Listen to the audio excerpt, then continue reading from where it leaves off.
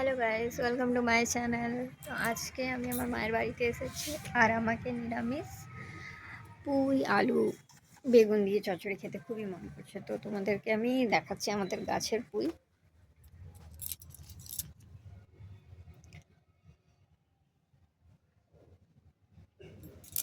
তো এটা আমাদের গাছের পুঁই। তো আজকে তোমাকে দেখাবো আমার মা বানায়। তো অনেকই ভালো, মানে নিরামিষ তরকারি এত সুন্দরই বানায়, কিছু পেঁয়াজ রসুন কিছু থাকে না। তো গাছের পুঁই তোমার আলু বেগুন দিয়ে বানাবে। তো তোমাকে চলো দেখাচ্ছি একটু ছোট্ট রেসিপি। ভালো লাগলে আমার চ্যানেলটাকে সাবস্ক্রাইব করো। তো চলো স্টার্ট করি। এখানে তেল গরম হয়ে গেছে, তেল গরম হয়ে যাবার পরে পাঁচফোড়ন, তেজপাতা, শুকনো লঙ্কা আর এমনি কাঁচা লঙ্কা দিয়ে দিয়েছে, একটু জিরা গুঁড়ো, একটু ধনে গুঁড়ো দিয়ে এখন এটাকে একটুখানি নেড়ে চেড়ে নেব যতক্ষণ মশলার গন্ধ না উঠছে ভালো করে।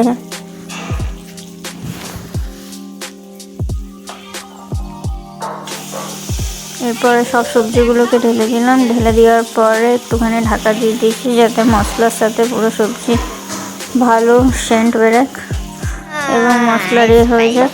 এখন ঢাকা খুলে মা নেড়ে নিচ্ছে।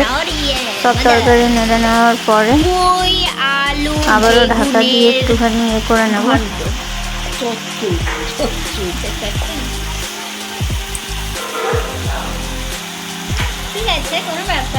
তো বন্ধুরা, আমি নতুন চ্যানেল খুলেছি, তোমরা সাবস্ক্রাইব করতে ভুলো না যদি ভালো লাগে তোমাদের।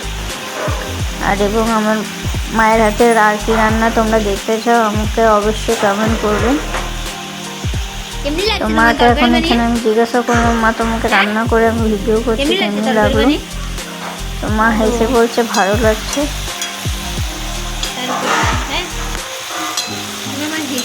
তো এখানে ভালো করে নেড়ে ছেড়ে নিয়ে এসছি। মা আবার দুবার করে নেড়ে ছেড়ে নেব যাতে সিদ্ধ হয়ে যায়।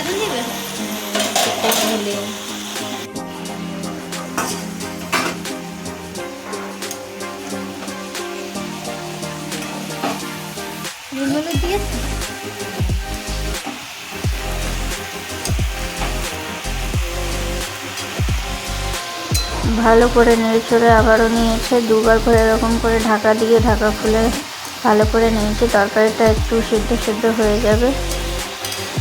এখন এখানে একটুখানি মা নুন আর হলুদ দিয়ে দেবে,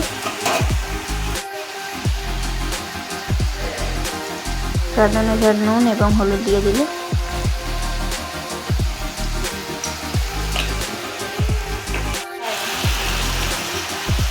এটা সবার ঘরে বানিয়ে সবাই খায়, কিন্তু জানি না, সবাই তো বলে পেঁয়াজ রসুন ছাড়া ভালো লাগে না, কিন্তু একবার ট্রাই করে দেখো। আমার মা কোনোই মশলা দেয় না, কিন্তু স্বাদিক মানে অনেকই সুন্দর ভালো টেস্টি খাবার একটা পদ্ধতি তৈরি হয়ে যায়, মানে তরকারি খুবই ভালো লাগে। মানে এত কম মশলায় মানে আমার মা পুরো তরকারিটাকে বানিয়ে দেয়, কিন্তু সত্যিকারে খেতে খুব ভালো লাগে। জানি না আপনারা দেখে কতটা বুঝবেন, কিন্তু খুবই ভালো লাগে।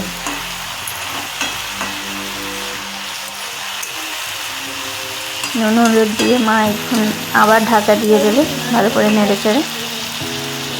তো এটা এই পুরো ঢাকা দিয়ে দিয়ে সিদ্ধ হয়ে যাবে। বন্ধুরা দেখো, এখন পুরো প্রায় হয়ে গেছে তরকারি। আমরা কিন্তু ঢাকা দিয়ে দিয়েই পুরো সিদ্ধ করে তরকারিটা বানাই, আর কোনো রকম কোনো একটুও জল দিই না। আর এটাতেই পুরো এখন তরকারিটা পুরো হয়ে গেছে। হয়ে যাবার পরে একটুখানি ভালো লাগার জন্য মা একটুখানি চিনি দিয়ে দিচ্ছে। চচ্চড়ি বলে বাঙালিদের ঘরে তো চিনি তো দেয়, সেই জন্য আর কিছু না। তা আপনাদের কেমনি লাগলো অবশ্যই জানাবেন। ভালো লাগলে চ্যানেলটাকে সাবস্ক্রাইব করবেন। আমি নতুন চ্যানেল খুলেছি, সাপোর্ট করুন যাতে আপনাদের কাছে আরও ভালো রেসিপি আনতে পারি। তো আমাদের তরকারিটা প্রায় হয়ে গেছে, done. So like and subscribe and পাশের বেল আইকনটাকে দাবিয়ে দেবেন। Thank you.